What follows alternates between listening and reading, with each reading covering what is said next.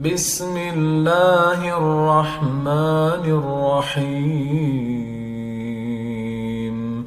اقرأ باسم ربک الذی خلق خلق الانسان من علق۔ السلام علیکم ورحمۃ اللہ وبرکاتہ۔ مصحف نمرہ احمد کی ایک شاہکار تصنیف ہے۔ یہ ایک لازوال ناول ہے جو اپنی مقصدیت میں منفرد ہے۔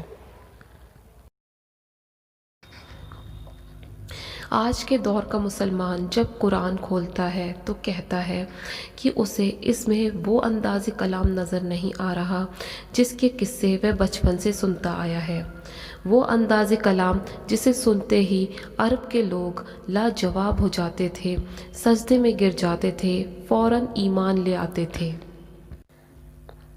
آخر کیا وجہ ہے کہ اس قرآن کا لاکھ انکار کرنے کے باوجود ابو جہل بن ہشام جیسے لوگ بھی چھپ چھپ کر اسے سننے آتے تھے؟ اور کیا وجہ ہے کہ ہمیں اس میں وہ بات نظر نہیں آتی جو ان عربوں کو نظر آتی تھی؟ ہمیں کیوں یہ صرف قصوں کا مجموعہ لگتا ہے جن کے درمیان چند نصیحتیں ہیں اور نماز روزے کے احکام ہیں؟ کیا آپ نے ڈاکٹر مورس بکائی کا واقعہ سنا ہے؟ ڈاکٹر مورس بکائی ایک فرینچ ڈاکٹر تھے۔ وہ اپنے پاس آنے والے ہر مسلمان مریض سے کہتے تھے کہ قرآن حق نہیں ہے بلکہ ایک من گھڑنت کتاب ہے۔ مریض بیچارے آگے سے خاموش ہو جاتے۔ پھر ایک دفعہ جب شاہ فیصل ان کے پاس زیر علاج تھے، انہوں نے یہی بات شاہ فیصل سے کہی تو انہوں نے پوچھا، کیا تم نے قرآن پڑھا ہے؟ ڈاکٹر بکائی نے کہا، ہاں پڑھا ہے۔ شاہ فیصل نے پوچھا کہ کیا پڑھا ہے؟ تو انہوں نے بتایا کہ قرآن کا ترجمہ پڑھا ہے۔ اس پر شاہ فیصل نے کہا، پھر تم نے قرآن نہیں پڑھا کیونکہ قرآن صرف عربی میں ہے۔ ڈاکٹر بکائی نے اس کے بعد 2 سال لگا کر عربی سیکھی اور پھر جب انہوں نے اصل قرآن پڑھا تو وہ فوراً مسلمان ہو گئے۔ بات دراصل یہ ہے کہ ہم میں سے اکثر لوگوں نے قرآن نہیں پڑھا ہوتا۔ جو عربی ہم پڑھتے ہیں اس کا لٹرل ورڈ میننگ ہمیں نہیں آتا ہوتا، اور اس کے جو اردو ترجمے ہم پڑھتے ہیں وہ اللہ نے نہیں اتارا ہوتا۔ کسی حد تک یہ ترجمہ اثر کر جاتے ہیں، لیکن اگر کوئی قرآن کا اصل جاننا چاہتا ہے تو اسے چاہیے کہ وہ عربی کا قرآن پڑھے۔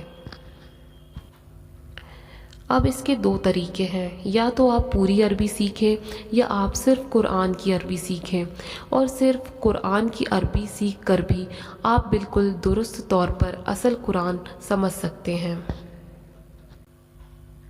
لوگ سوال کرتے ہیں، مجھے آپ کی بات سن کر یہ سب بہت مشکل لگ رہا ہے۔ عربی بہت مشکل اور پیچیدہ زبان ہے، یہ ہماری مادری زبان نہیں ہے، عام آدمی اسے کیسے سیکھ سکتا ہے؟ اس کا جواب یہ ہے کہ بالکل ایسے ہی جیسے ہمارے ملک کی عام آدمی نے دنیا کے علوم حاصل کرنے کے لیے انگلش سیکھی ہے، وہ بھی ہماری زبان نہیں ہے، مگر ہمیں آتی ہے۔ کیا نہیں آتی؟ بہت سے لوگ یہ بھی سوال کرتے ہیں کہ میں نے بہت سے لیکچر سے متاثر ہو کر قرآن سیکھنا شروع کیا تھا، مگر قرآن پڑھتے اب مجھ پر پہلے والی کیفیت طاری نہیں ہوتی، دل میں گداز نہیں پیدا ہوتا۔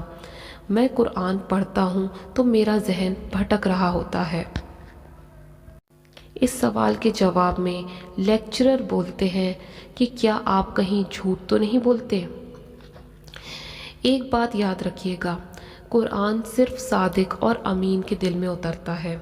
میں نے اس کتاب کے بڑے بڑے علماء کو دیکھا ہے جو امانت کی راہ سے ذرا سا پھسلے اور پھر ان سے قرآن کی حلاوت چھین لی گئی اور پھر کبھی وہ اس کتاب کو ہاتھ نہ لگا سکے۔ جس شخص میں صداقت اور امانت ہوتی ہے اور وہ واقعی قرآن حاصل کرنا چاہتا ہے تو قرآن اس کو دے دیا جاتا ہے۔ ہم حضرت محمد صلی اللہ علیہ وسلم کے زمانے کے عرب کے معاشرے کے بارے میں عمومی تاثرات یہ رکھتے ہیں کہ وہ بہت جاہل گوار لوگ تھے اور بیٹیوں کو زندہ دبانے والے وحشی تھے، لیکن ان لوگوں میں بہت سی خوبیاں بھی تھیں۔ وہ مہمان نواز تھے، عہد کی پاسداری کرتے تھے۔ جہاں تک بیٹیوں کو زندہ درگور کرنے کا تعلق ہے تو یہ کام عرب کے کچھ غریب قبائل کرتے تھے، اور اس وقت بھی انسانی حقوق کی تنظیمیں تھیں جو فدیہ دے کر ان بچیوں کو چھڑاتی تھیں۔ اور رہی بات صداقت کی تو عرب معاشرے میں جھوٹ بولنا انتہائی برا عمل سمجھا جاتا تھا، اور لوگ اس شخص پہ حیران ہوتے تھے جو جھوٹ بولتا ہو۔ اس لیے ان لوگوں کو قرآن دے دیا گیا تھا، اور اسی لیے ہم لوگ اس کی سمجھ سے محروم کر دیے گئے ہیں، کیونکہ نہ تو ہم سچ بولتے ہیں اور نہ ہی امانت کا خیال رکھتے ہیں، بھلے ہی وہ کسی ذمہ داری کی امانت ہو، کسی کی عزت کی یا کسی کے راز کی۔ قرآن وہ آئینہ ہے جو بہت شفاف ہے، اس میں سب کچھ صاف نظر آتا ہے، اتنا صاف کہ کبھی کبھی دیکھنے والے کو خود سے نفرت ہونے لگتی ہے۔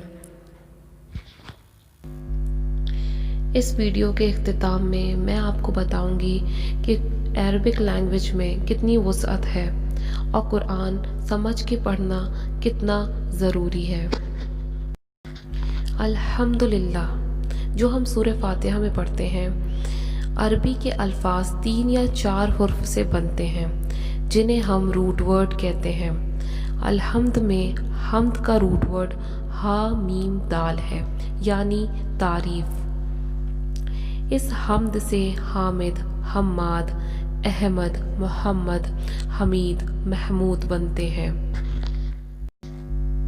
حامد تعریف کرنے والا، احمد تعریف والا، حمید خوب تعریف والا۔